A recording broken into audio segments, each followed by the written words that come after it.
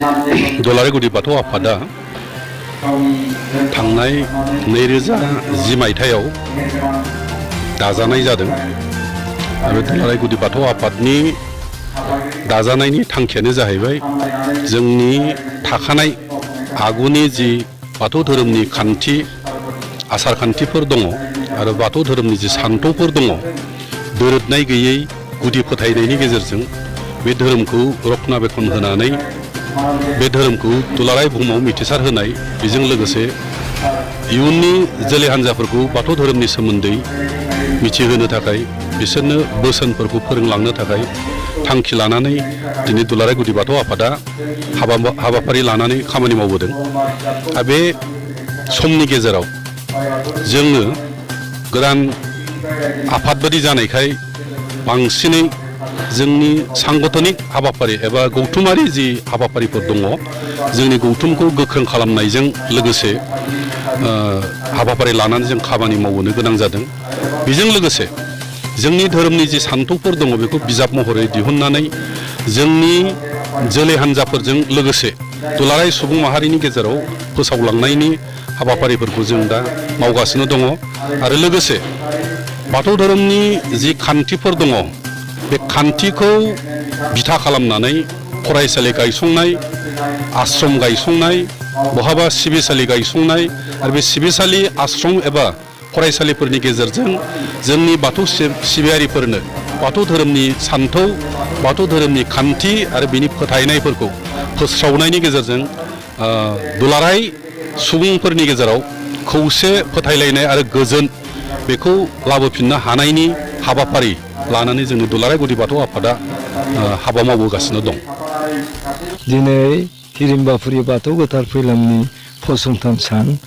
बे साननि मुङाव जोंहा फुंबिलियाव फिरफिला उरायहैनाय जादोंमोन 10 रिंगायाव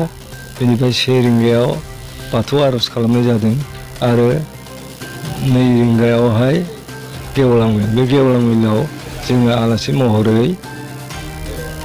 गुदि बाथौ आफादनि आफादगिरि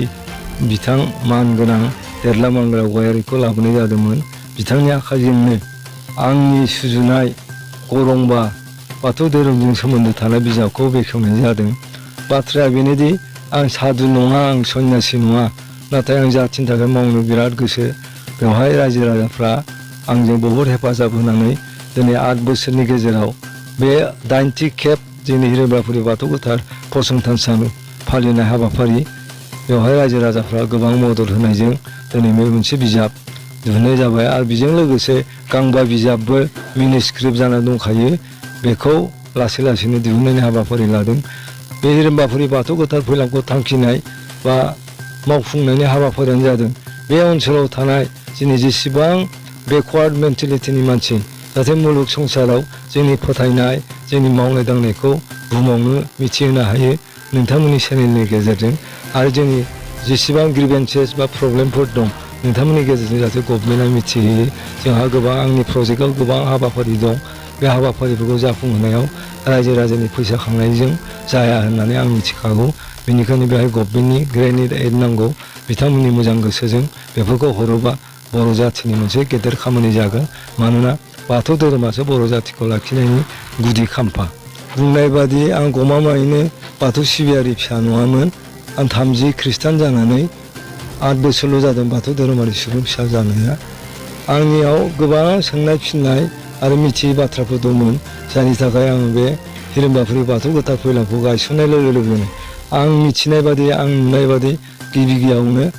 हारिमुवारि हान्जा सुरनाय हाबाफारि बोसोरथाम जों लादों 13, 14, 15 बिनि उनावहाय